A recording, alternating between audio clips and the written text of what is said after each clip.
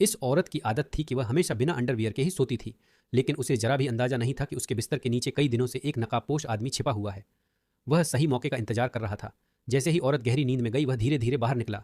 उसके हाथ में एक तौलिया था जिस पर नशे की दवा लगी हुई थी। उसने तौलिया औरत के चेहरे पर दबाया और कुछ ही पल में वह बेहोश हो गई। आदमी ने विकृत हंसी हंसी और अपनी घिनौनी हरकतें की, फिर बाथरूम में जाकर मोबाइल से गाना बजाया और नहाने लगा। उसने औरत का टूथब्रश इस्तेमाल किया, उसके कपड़े सूंघे और बिना किसी झिझक के कमरे में लौट आया। उसने औरत की नाइट ड्रेस उतारकर तह से बिस्तर के किनारे रख दी और खुद उसकी रजाई में घुसकर सो गया। दरअसल यह नकाब वाला आदमी कई रातों से उसके साथ ऐसे ही सो रहा था, जबकि औरत को इसका आभास भी नहीं था। सुबह जब वह उठी तो हैरान रह गई। उसकी नाइट ड्रेस तह करके किनारे रखी थी। उसका शरीर थका हुआ और दर्द से भरा हुआ था, मगर उसने सोचा शायद काम की थकान होगी। ऑफिस की जल्दी में वह निकल गई। लिफ्ट में उसकी पड़ोसन दादी मिली। दादी ने मुस्कुराते हुए कहा, तुम और तुम्हारा पति रात को बहुत शोर करते हो। औरत चौंक गई, बोली, मेरा पति तो आधे साल से बाहर है। इस पर दादी ने रहस्यमय ढंग से कहा, मैं बाहरी नहीं हूँ। औरत उलझन में पड़ी, लेकिन उसने बात पर ज्यादा ध्यान नहीं दिया। रात को घर लौटते समय उसे महसूस हुआ कि कोई पीछे पीछे चल रहा है। ठंडी हवा उसके शरीर से टकराई, जैसे कोई उसका पीछा कर रहा हो।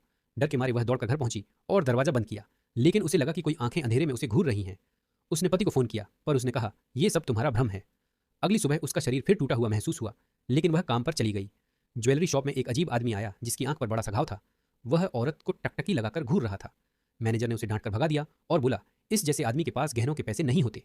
आदमी भड़क गया, जेब से एक नोटबुक निकाली और उसमें चाय का चिन्ह बना दिया। उस रात जब मैनेजर घर लौटा तो उसकी कार के ब्रेक पहले ही छेड़े जा चुके थे। गाड़ी बेकाबू होकर ट्रक से टकराई और वहीं उसका अंत हो गया। उसी समय औरत को फिर से पीछा किए जाने का एहसास हुआ। घबराकर उसने अपने पर्स से स्प्रे निकाला और पीछे छिड़क दिया। तभी आवाज आई, गलत मत समझो, मैं तुम्हारा पड़ोसी लियो हूँ। लियो दादा ने कहा, मैं तुम्हारा पीछा नहीं कर रहा, बस चेतावनी देने आया हूँ। आज मैंने देखा कि काले कपड़े वाला आदमी तुम्हारे दरवाजे के पास छिपा हुआ था।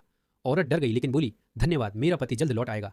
लियो बोला, सावधान रहना, अगर परेशानी हो तो मेरे घर 1108 आ जाना। यह सुनकर औरत ने राहत की सांस ली, लेकिन तभी उसका फोन बजा। उसकी सहकर्मी का कॉल था। उसने बताया कि मैनेजर का एक्सीडेंट हो गया है और वह मर चुका है। यह सुनकर औरत वहीं सन्न रह गई। उसकी दुनिया अब और भी डरा